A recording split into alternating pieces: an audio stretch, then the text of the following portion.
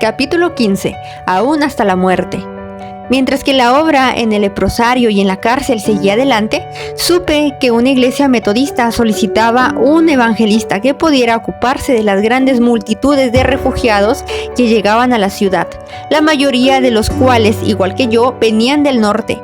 Solicité este trabajo, con la salvedad de que deberían permitirme continuar con mi obra en la cárcel y en el leprosario.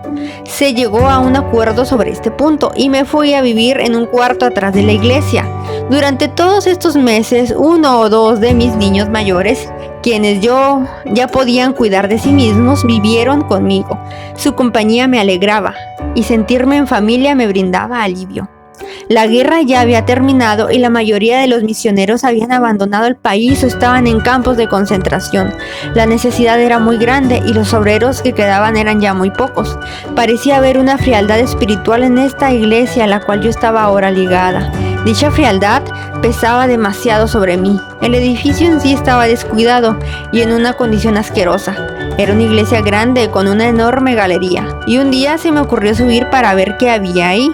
Descubrí que, como en los días de Nehemías, el templo se había utilizado como bodega. Estaba lleno de chatarra, desechos, basura, polvo y telarañas.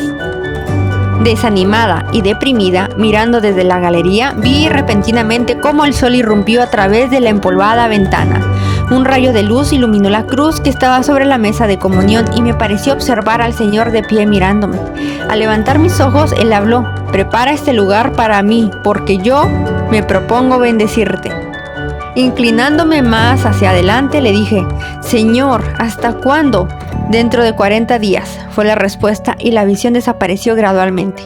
Me arrodillé. Sentí que mi corazón latía lleno de reverencia y temor. Creí verdaderamente que la bendición llegaría en 40 días, pero antes yo tenía que trabajar y orar. Decidí lavar y limpiar la iglesia todos los días, tanto como me fuera posible, y una vez limpia oraría allí. Hacía ya un tiempo que no me sentía bien y algunos cristianos habían hecho arreglos para que yo fuera con ellos a tomar un descanso y unas vacaciones. Comencé a hacer la limpieza y a orar, mas no había contado a nadie acerca de mi visión y de mi resolución. Entre tanto, se acercaba el tiempo para las propuestas vacaciones y comencé a sentirme inquieta. Solo habían transcurrido unos cuantos días de los 40 que habían de pasar. ¿Cómo podía desobedecer el mandato de mi Señor? Decidí contarle a nuestro pastor chino, Christian Chang, lo que me había ocurrido. Él no me ridiculizó por mi historia, sino que inmediatamente accedió a ayudarme en la tarea que tenía que realizar. Fui a ver a los amigos con quienes tenía que ir de vacaciones y me di cuenta de que se habían olvidado completamente de los arreglos y de su promesa. Ellos se sintieron avergonzados y presentaron las debidas excusas. Estuve al borde de gritar. ¡Aleluya! El Señor había intervenido incluso en este pequeño detalle. Podía quedarme hasta que llegara la bendición. Un día, cuando Christian Chang y yo trabajábamos en la iglesia, Gordon, uno de mis hijos adoptivos, vino a buscarme. Él también nos ayudó a fregar los pisos y a orar. Pocos días después, el tesorero de nuestra iglesia, Chen Sun, nos encontró y por último un ladrón convertido se unió a nuestro grupo de trabajo. De modo que ahora 5 de nosotros nos dedicábamos cada minuto disponible de nuestro tiempo a lavar, limpiar y orar. Al final de los 40 días, la iglesia estaba inmaculada y habíamos orado en cada uno de sus rincones.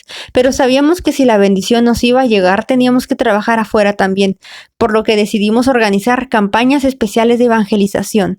Y durante los meses que siguieron recibimos bendiciones maravillosas.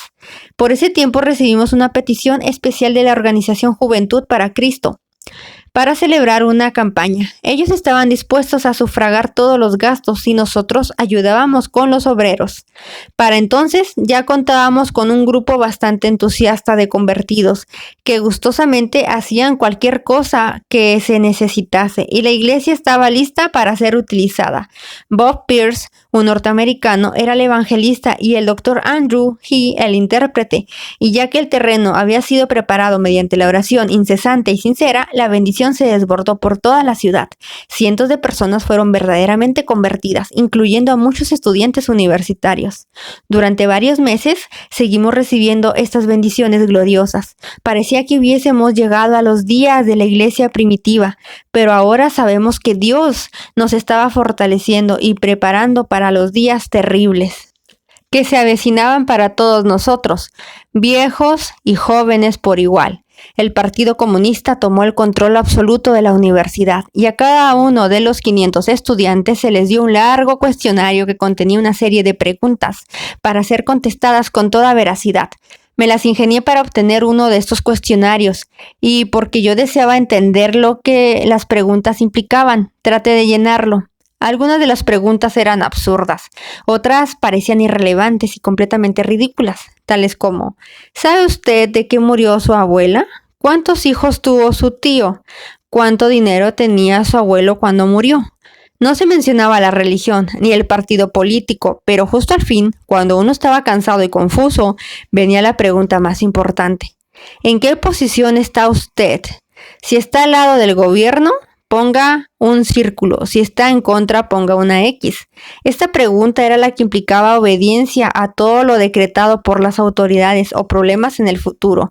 Si uno ponía una X, significaba que quedaba fuera del partido, que no tendría trabajo, que se quedaría pobre y sería una paria. La mayoría de aquellos estudiantes habían comenzado su educación en la escuela cristiana. Si se enfermaban, acudían a los hospitales cristianos, porque todo lo que había de bueno en cuestiones de salud y educación había llegado a los distritos aislados de China a través de las misiones. Muchos también se habían convertido durante las recientes campañas.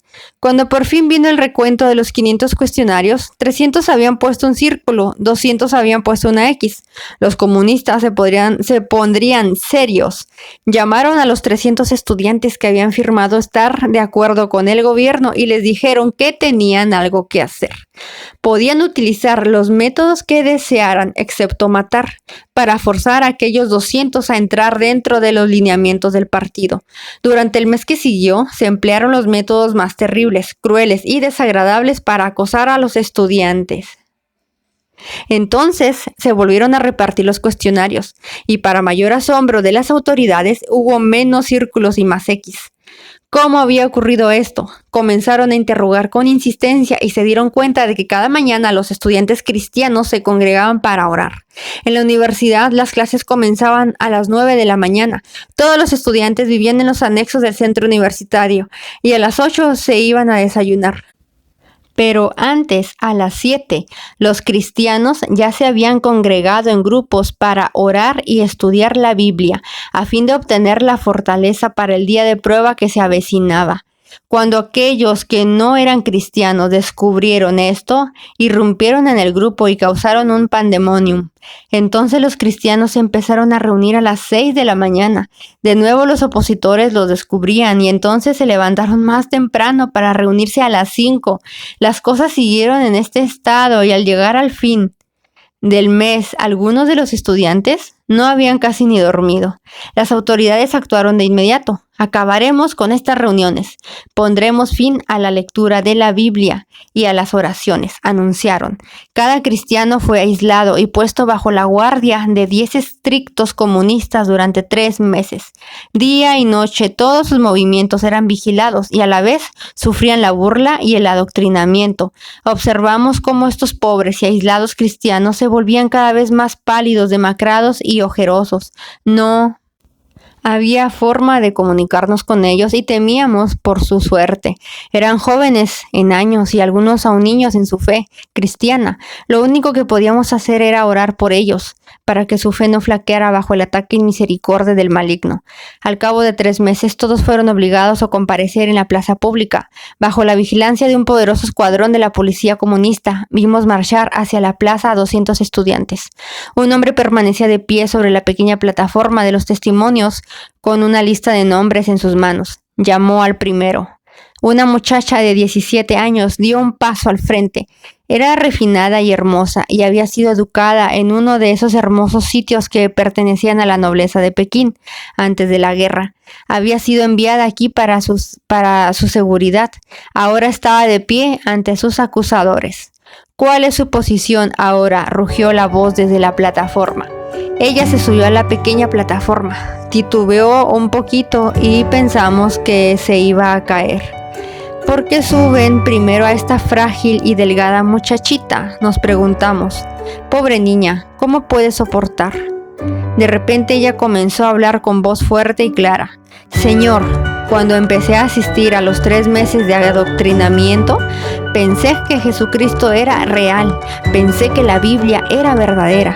Ahora sé que Jesucristo es real, ahora sé que este libro es verdadero. Uno tras otro, los 200 hombres fueron llamados sin que ninguno titubeara, aunque ahora ya conocían lo suficiente a sus perseguidores y sabían los sufrimientos que les esperaban. Cada uno de ellos fue decapitado ese mismo día en la plaza pública. Antes de cada ejecución, se daba a la víctima una última oportunidad para retractarse. Pero ni siquiera los que se encontraban ante los últimos y que habían sido obligados a ver la espantosa carnicería de sus compañeros cambiaron de opinión. ¿Por qué Dios lo permitió? ¿Sería porque los amaba tanto que se los llevó antes de que les sobreviniera torturas más crueles y peores? Su muerte quizá fuese más llevadera. Se fueron de inmediato a las mansiones que su Salvador les tenía preparadas. Le siguieron hasta la muerte.